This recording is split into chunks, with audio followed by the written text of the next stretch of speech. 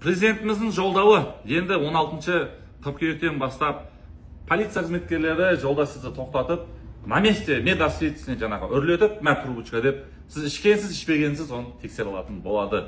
Түсіндіріп айта кетемін, оны қалай жасалынады, оның порядогы қалай болады, сіздің құқығыңыз қандай. Міндетті түрде досыңызбен бөлісіңіз, себебі өз құқығын білмей, отказ от прохождения медосвидетельствования деп на месте мен келіспеймін или басқа деп правосынан айырылып жүрмесін.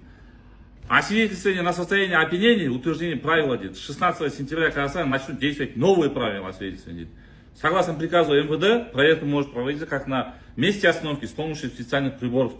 Экспресс-проверка деген болады. Каждый инспекторге, каждый экипажға қолдарына бір-бір жаңағы үрлететін медосвидетельствование жаңағы прибор бар ғой, сол приборды беретін болады. Сонымен үрлейді, сол жерде сразу шығарып береді. Как наркология сияқты. Наркологияға барып сізді сүйреп жүрмейді врач-наркологтың алдында. Ал егер сіз көрсетілген заключениемен келіспеген жағдайда, сол жағдайда наркология барасыз, медосвидетельствониеге барасыз. А егер отказ от прохождения медосвидетельствования болатын болса, 613 баптың 4-ші тармағымен сіздің праваңыз 8 жылға лишение кетеді и 20 сутка адым арест қамаласыз. Отказ от прохождения медосвидетельствования қалай жасалынады ол? Сіз жаңа полиция қызметкері оқиға орнында тоқтатып, сізді келіңіз, үрлеңіз деген кезде, жоқ, үрлемеймін дейтін болсаңыз, болды, сіз отказ болды, есептенесіз.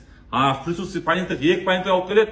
Егер понятой алып келетін возможность болмаса, түнде болатын болса, трассада не болмаса, таулы аймақтарда, облыстарда басымнан. Сондай жағдай болатын болса, видеофиксация жеткілікті. Видеоға түсіріп, видеода айтасыз, жаңағы үрлейтін приборды берген кезде, мен өтуге бас тартамын дейсіз, отказ от прохождения медосвидетельствования. Болды, сонымен сіздің праваңыз кетеді. Лучше отказдан гөрі бағын сынап үрлеп көрген дұрыс. Ал өйтіп бағын сынайтын состояниеден гөрі трезвойтты шақыру керек, не ішпеу керек, ішсең де зәрлем отырмау керек. Сау саламат болыңыздар. Жаңа жолдауы президентіміздің бүкіл қай жерде қандай не айтылды, соның барлығын талқылайтын боламыз.